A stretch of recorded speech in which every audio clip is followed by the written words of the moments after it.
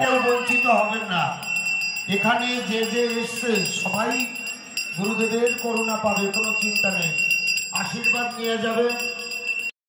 শ্রী গুরুজয়, কেমন আছেন সবাই? ইনসাইড ফ্যামিলি টক্সের একটি সুন্দর ব্লগে আপনাকে স্বাগত জানাই। আজ হচ্ছে আমাদের উৎসবের মহা উৎসবের দিন আজকে। তো যাচ্ছি এখন আমরা রেডি হয়ে মহা উৎসবে।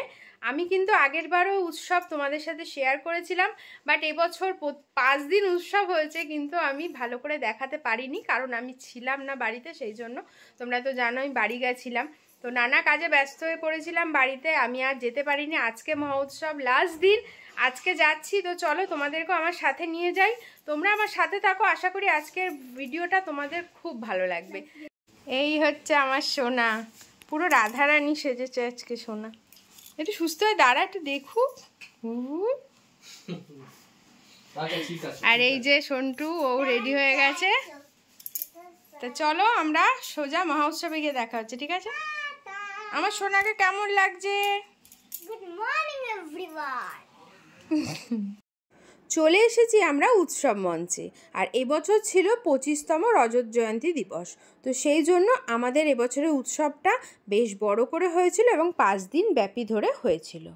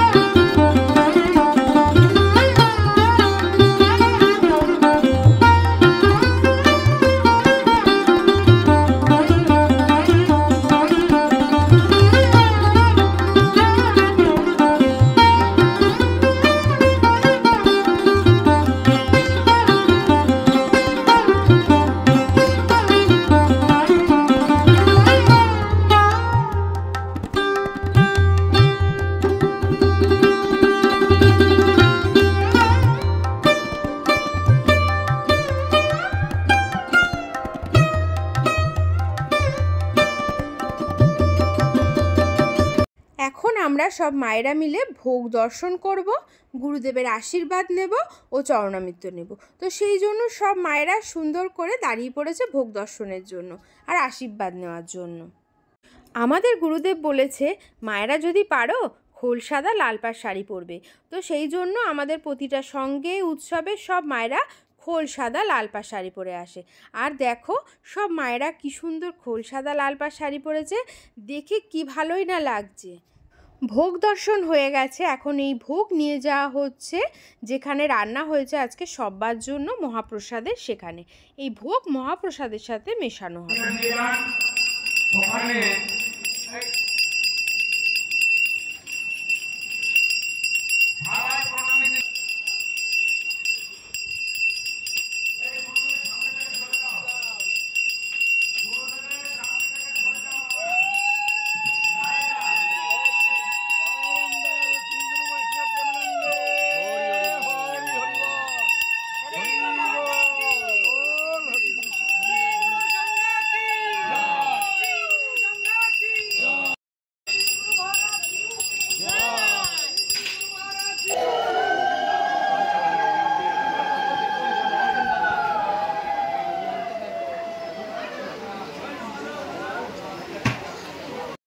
অশ্বিনী মুখার্জি তিনি আমাদের মূল মঞ্চে উপস্থিত হয়েছেন।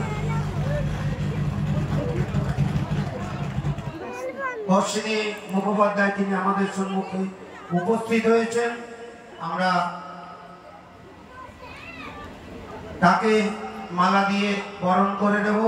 মালা দিয়ে বরণ করছেন আমাদের সভাপতি তপন পাড়া মহাশয়। জয় জয় জয়।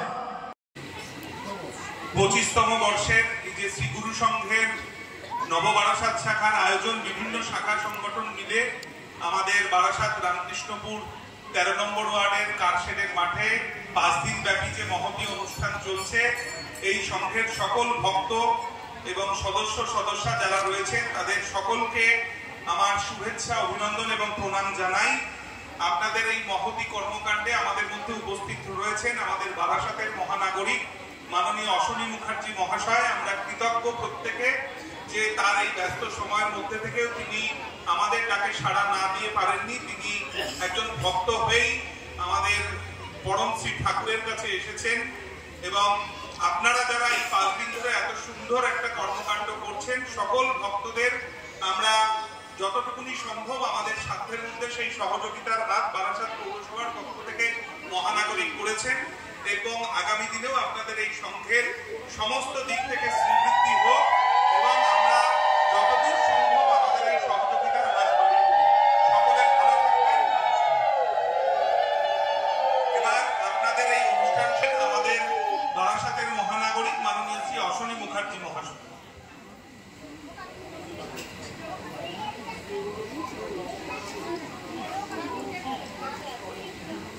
শ্রীগুরু সংঘের নববারাসাত শাখার উদ্যোগে 5 দিন ধরে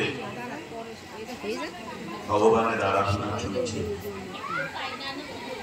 আমার পাশে ঠিক দাঁড়িয়ে আছেন এই এলাকার অত্যন্ত জনপ্রিয় মানুষ, হাত বাড়ালেই বন্ধু যে কথাটা আমরা বিশ্বাস করি সেটা কিন্তু সত্যি শুনি। ও রাজনৈতিক মানুষ ছিলেন না, আমি ওকে ডেকে নিয়ে এসে ঢুকিয়েছিলাম। সেদিন ভেবেছিলাম এটা ডাক্তারবাবু সারাক্ষণ পয়সা করে, কখন চেম্বার খুলব। এখন দেখি মানুষ ভালোবেসে, মানে ভগবানের প্রতি ওর অগাধ বিশ্বাস, আস্থা, ভক্তি আছে বলে ও মানুষের জন্য কাজ করতে পারছে। এই আপনারা যারা এখানে রয়েছেন তারা প্রত্যেকটি মানুষ যারা শ্রীগুরু সংঘের সঙ্গে অত্যন্ত একাত্মভাবে জড়িত। তারা কিন্তু তাদের আরাধ্য দেবতার আরাধনা করে এই জীবন নামক বিষয়টার মধ্যে প্রতিটা দিন, প্রতিটা মুহূর্ত, প্রতিটা সময় আমাদের যে লড়াই, আমাদের সংগ্রাম, জীবন সম্পর্কে। গুরু ভাই প্রাচীনতম সুভাষ সাহা দাদা গুরু কথা খুব সুন্দর বলে। তবে বিশেষ কথা কি জানেন তো, অনেকের মনে অনেক কিছু আবেগ থাকে। আমি যদি এইটা একটু করতে পারতাম, সে আবেগটা গুরু ভগবান ঠিক প্রকাশ করিয়েছেন।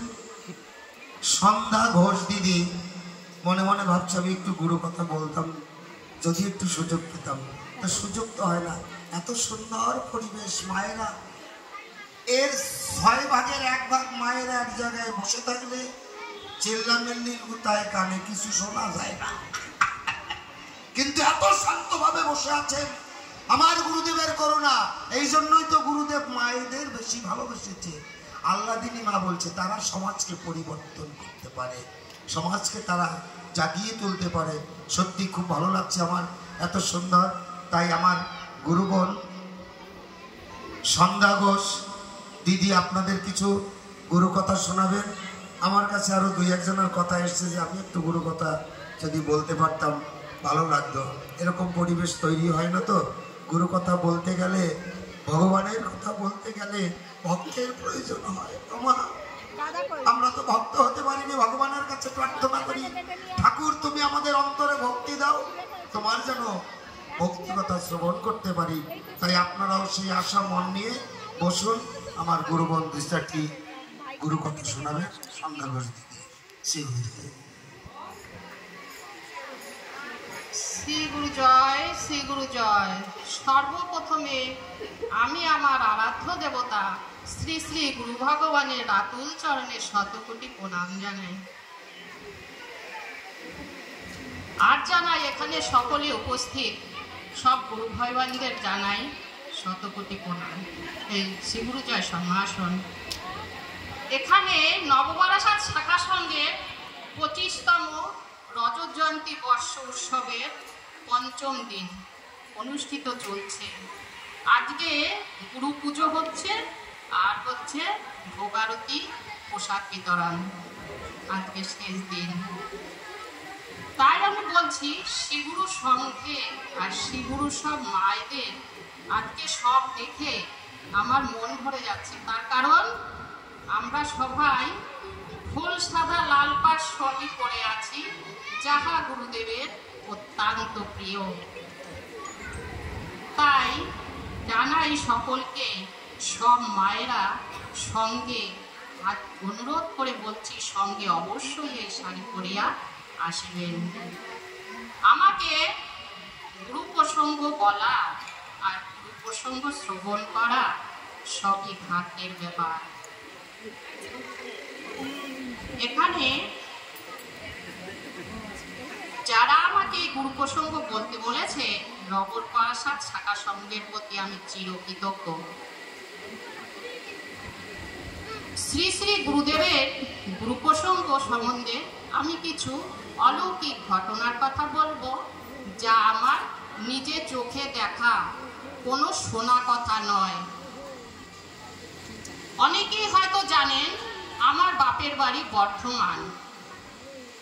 আমার বাবা শ্রীগুরু সংঘের এক ভক্ত ছিলেন।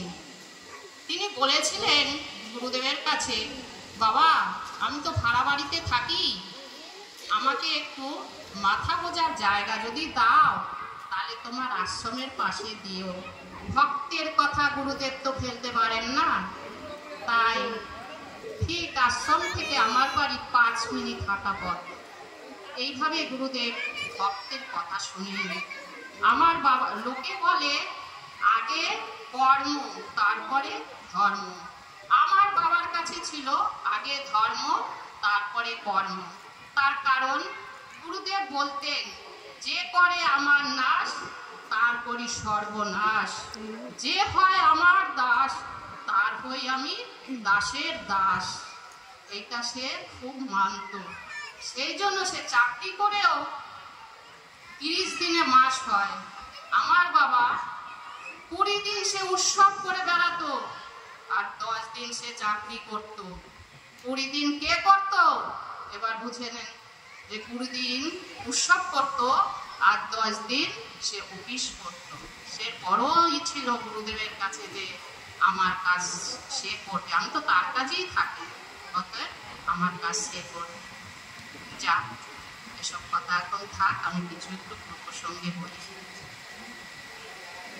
গুরুদেব যখন আশ্রমে আসতেন, আমাদের বর্ধমান আশ্রমে সবাই একটা সাড়া পড়ে যেত যে বাবা আসছেন, আজকে আশ্রমে এসেছেন। সবাই তো ভিড় করে পড়তো, লাইন দিয়ে সবাই দাঁড়াতো, মায়েরা গুরুদেবের সাথে দেখা করবে, গুরুদেবকে সকল মঙ্গল কামনার জন্য, সংসারে সুখ শান্তির জন্য গুরুদেবকে জানাবেন। আবার কবে দেখা হবে না হবে, বাবা যেহেতু আশ্রমে এসেছেন। গুরুদেব যথারীতি তার আসনে বসেছেন, একটা জাতি নিয়ে বসতেন আর একটা লাঠিওয়ালা ফুল, একটা কাঠির খণ্ড নিয়ে বসতেন। এইরকম সব দিদিরা একে একে ঢুকতেন আর তার চরণে নমস্কার করতেন। এবার তাদের কুশল বলো, তোমাদের কি সমাচার বলো, আমি শুনবো, মাগো বলো। তখন এক একজন এক এক শরীরের কথা, সংসারের কথা বলতেন। আমার সংসারে এই অশান্তি, আমার সংসারে এই ঝামেলা, আমার শরীর ভালো না, আমার জ্বর হয়েছে বাবা, আমি ওষুধপত্র খাই কিন্তু জ্বর আমার কমে না। কেউ এসে বলে আমার পেটে ব্যথা, কেউ এসে বলে আমার গলা ব্যথা। কিন্তু আমি দেখতাম শ্রী শ্রী গুরু ভগবান ওই যে কাঠি, ওই কাঠি কেটে জ্বরের ওষুধ দিয়ে বলতেন, এই লও বাড়ি যাইয়া 2 বার ভৈসা খাইও, দেখবা তোমার জ্বর ভালো হইয়া যাইবে। যার গলা ব্যথা তাকেও ওইভাবে বলতেন, যার পেটে ব্যথা তাকেও ওইভাবে বলতেন। তাহলে কি বোঝা যায়, ওই এক কাঠি বেঁধে যে সবাইকে ওষুধ দিতেন, সেইটা ওষুধ না কি ওষুধ বলুন তো? তার বাক্য, তার মুখ দিয়ে যা বলতেন সেইটাই ছিল তার ওষুধ। শ্রী শ্রী গুরু ভগবান। আর একটা তার ঘটনা বলি। আমাদের উৎসব, এখন তো বর্ধমান আশ্রম নাট মন্দির হয়েছে, তখন তার নাট মন্দির ছিল না। আর আষাঢ় শ্রাবণ মাসেই বর্ধমানের উৎসব পড়ে। বাবা এসেছেন উৎসবে, 3 দিনের উৎসব হতো। এবার মহোৎসবের দিন প্রসাদ দেবেন, ভোগারতি হয়ে গেছে। তখন দুই পাশে, রাস্তার দুপাশে ঘিরে প্রসাদ বিতরণ হতো, সবাইকে বসতে দিতেন, যানজট বন্ধ করে দেওয়া হতো। আর যেখানে প্রসাদ দিতেন ওখান থেকে 2-4 মিনিট চোখেই দেখা যায় আমাদের বাজার। সবাইকে যথারীতি বসিয়েছেন। ওদিকে মেঘ অন্ধকার করে কালো হয়ে এসেছে, এখনই বৃষ্টি নামে নামে অবস্থা। সব কর্মীরা গুরুদেবের কাছে চলে গেছেন। গুরুদেবকে গিয়ে বলছেন, বাবাই বলছেন, কি তোমরা চিন্তা করতে আসো? কি চিন্তা করতে আসো? প্রসাদ দিবা? আধার হয়ে আইছে, আরে প্রসাদ দিয়ে দাও, কোনো চিন্তা করো না, কোনো অসুবিধা নাই, প্রসাদ দিয়ে দাও। কর্মীরা ওখান থেকে যথারীতি চলে গেলেন। চলে এসে কি করলেন, তারা পাতা দিয়ে প্রসাদ দিতে আরম্ভ করেছেন। এর মধ্যে গুরুদেব ওখান থেকে লাঠি ভর করে গুটি গুটি পায়ে হেঁটে এসেছেন। তখন তো আর এত জনসংখ্যা, লোক সংখ্যা ছিল না, অল্পই ছিল। প্রথম থেকে লাস্ট পর্যন্ত গুরুদেব টুকটুক করে হাঁটতে শুরু করলেন।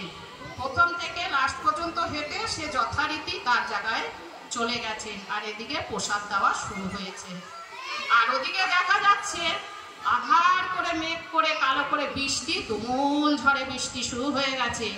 কিন্তু একটিও যারা খেতে বসেছে তাদের গায়ে একটুও বৃষ্টিও নেই। তারা দেখতেই পাচ্ছে যে বৃষ্টি হচ্ছে, কিন্তু যেখানে প্রসাদ দিচ্ছে ওখানে কোনো বৃষ্টি নেই। তা গুরুদেবকে এইভাবে স্মরণ করতে হবে। এইভাবে স্মরণ করলে গুরুদেবের ঠিক আপনাদের সকলকে কৃপা করবে।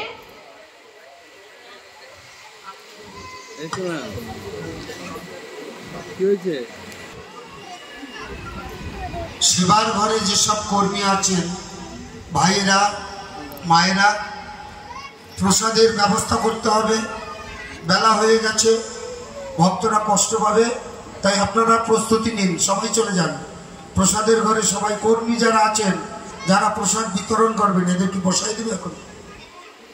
তারা যারা প্রসাদ নেবেন তারা বসে যান, আস্তে আস্তে, হুড়োহুড়ি করবেন না, সবাই প্রসাদ পাবেন। আর যারা কর্মী আছেন অবশ্যই তারা চলে যান। বাবু সম্রাট চলে যান। আমার মা বাবাও চলে এসেছে। যেহেতু রবিবার, বাবার একটু কাজ থাকে, রবিবার একদিন ছুটি থাকে, তো সেই জন্য কাজবাজ সব কমপ্লিট করে চলে এসেছে। একটু দেরি হয়েছে কিন্তু ঠিকই চলে এসেছে। তো বেশ ভালো লাগছে।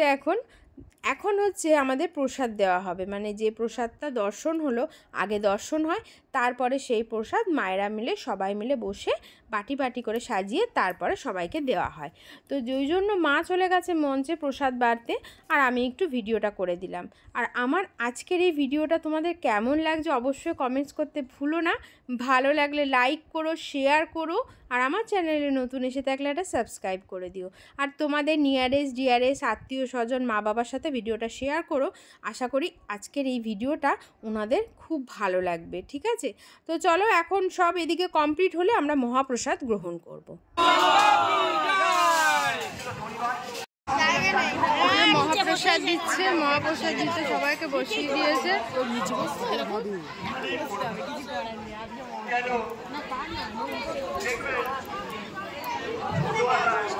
যে বাবারা এখানে বসে পড়েছে সবাই।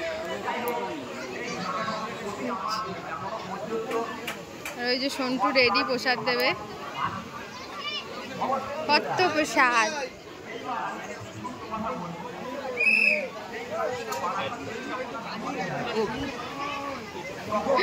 এই যে এখানে রান্না বান্না হচ্ছে। ও বাবা, এখনো এই যে সোনার ফ্রেন্ডের সাথে বসে পড়েছে।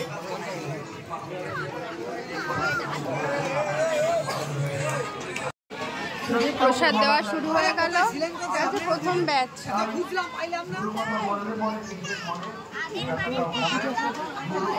ওই যে আমার সোনা।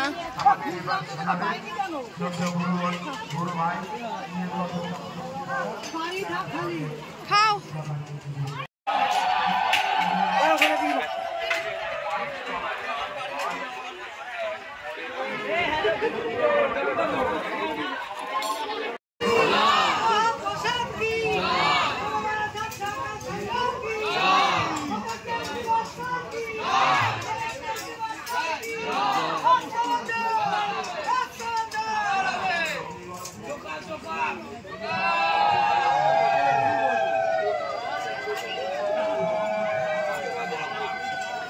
প্রসাদ তোসাদ খেয়ে এই বাড়ি ঢুকলাম, ঢুকে একটু ফ্রেশ হলাম, ফ্রেশ হয়ে এখন বসলাম। তো খুব ভালো হলো উৎসবটা, বেশ ভালো লাগলো। লাস্ট দিন গেছি, 5 দিন ধরে হচ্ছে, যেতে পারিনি, মনটা একটু খারাপ লাগছিল, কিন্তু ছিলাম না বলে যেতে পারিনি। খুব ভালো লাগলো। তো যাই হোক, তাহলে ভিডিওটাও আজকে এখানেই শেষ করছি। আশা করি তোমাদের আজকের ভিডিওটা ভালো লেগেছে, কারণ এরকম ভিডিও ভালো লাগারই ভিডিও। তো আর বিশেষ কথা আজকে কিছু বলবো না। যদি ভালো লাগে লাইক করো, তোমাদের বন্ধুদের সাথে, নিয়ারেস্ট ডিয়ারেস্ট সবার সাথে ভিডিওটা শেয়ার করো, ঠিক আছে? তো সবাই ভালো থেকো, সুস্থ থেকো, সাবধানে থেকো। শ্রী গুরু জয়, শ্রী গুরু জয়, শ্রী গুরু জয়।